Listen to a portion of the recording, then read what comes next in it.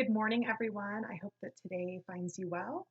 I just wanted to record this morning as I really had this push of divine feminine energy behind me and was going through some old notes, as many of us do at the end of the year, just kind of reflecting and looking at where we've placed our growth, where we've placed our intentions, our ways of being.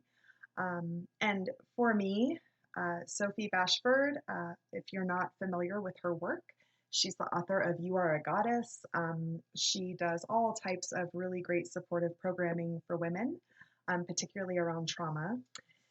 And one of her most favorite um, writings of my own, perhaps of her as well, I'm not sure, but I would imagine so because it is so very powerful, is a poem that is called These Are the Women. And for me, I read this for the first time a few years ago. I want to say 3 to 4 years ago, and it was so powerful and hit on so many different levels of my own trauma walk, my own journey as a woman, my own journey on uncovering my worth, uncovering where I invest my time and my energy. So I wanted to bring that forward and share it with all of you today. So I hope this is a blessing to you as well, as it certainly has been for me for quite some time. So these are the women. Women who are called into divine feminine service, that of raising the collective divine spiritual vibration quotient on this planet, are not shrinking violets. These women, who no doubt possess an ocean of the purest unconditional love and compassion at their conjoined hearts, must be strong, bold, and wise enough to make waves wherever it is that they are sent. These women are the ones who walk into old paradigms and shake them up at their core. These women are the ones who have heard the call of the mountains, of the sea, and of the stars and wind, and are doing something about it. They are compassionate enough to have heard the desperate cries of those who need their light. They are brave enough to move out of their own self-depreciation and self-doubt, moving into communities that require a sensitive, wise, age-old, and intuitive voice to lead them back to sanity. These women are not nice. They are not compliant. They are not people pleasers. They do not seek approval from every ego that crosses their path. They do not adhere to the embedded morality and restrictions related to what good girls do. They are not good girls. They are not bad girls either. They refuse to be put into boxes because they have chosen to release and liberate their spirits. Finally, if only they had lived to seek approval from others when they would be agreeing to the status quo as it is right now in this world.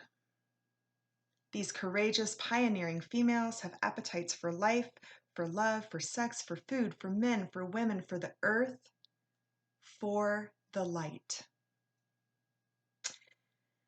They have appetites for power, and they are greedy for personal and spiritual expansion. When you control a woman's appetite for anything, you make it easier to control her. These women were never, ever destined to be controlled. They have been given very specific roles by the goddess to go into achingly old and crumbling patriarchal paradigms and break them up.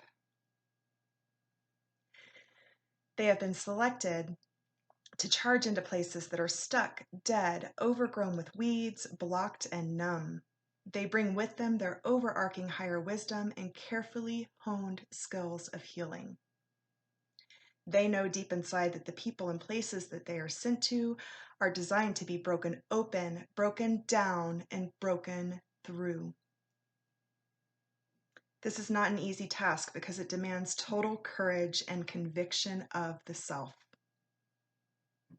It demands total wholeness, self-realization, commitment to truth, unwavering faith, and devotion to the greater good. It demands vision and foresight.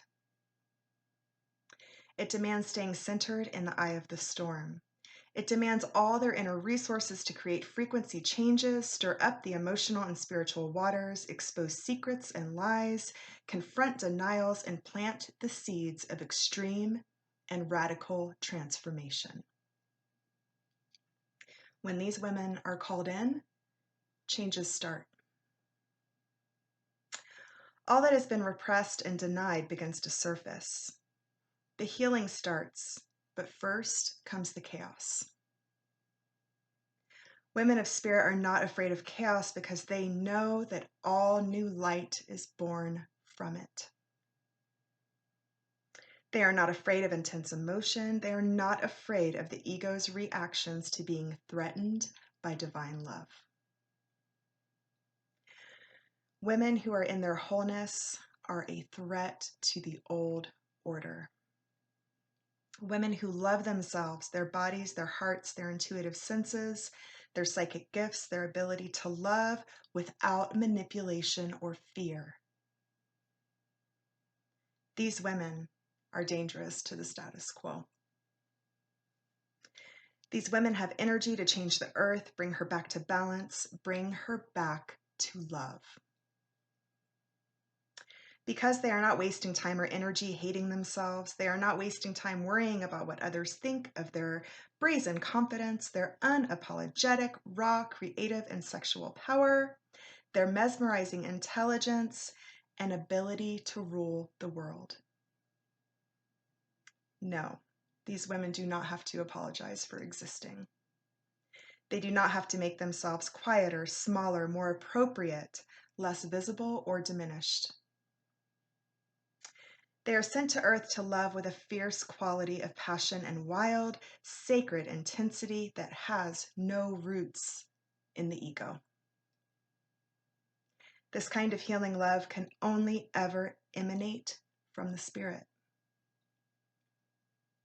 These are brave, wise, visionary, patient, persevering, devoted, and relentless females. They will keep going until their last human breath on the earth plane. They will not stop. These are women who live to carry out tasks of great global and universal importance. Don't underestimate the nature of these holy tasks. There are many who live here who want to bring them down, who can't handle their ability to reveal the truth, who wither in the face of such unbridled self-love. Who the hell do these women think they are? Who do they think they are to go around believing in themselves, loving themselves, admiring themselves, using their talents, expounding their ideas, opinions, and wisdom, spreading their goddamn blinding light? Women who don't need approval from men to feel they are valid, women who don't need to be kept by a man to feel that they are safe. Women who don't need to be in a relationship to feel worthy.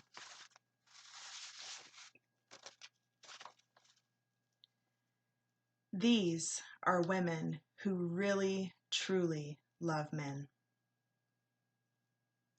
These are the women that hold the real keys to the spiritual progression of the masculine. They are the ones who will love men from a place of rediscovered wholeness and empowered essence. This is what men really want and need in order to be free. Free and divinely motivated, built up, charged, and ready for this new era. These women of spirit need men. And they adore men too. But they are programmed to challenge men at their very existential, core, right? At the root of who they are. For in order for these women to be ravished, taken, blown open to God, and whisked away into worshipful ecstasy by men, they need first to have challenged them, pushed them, confronted them, and ignited their spirits.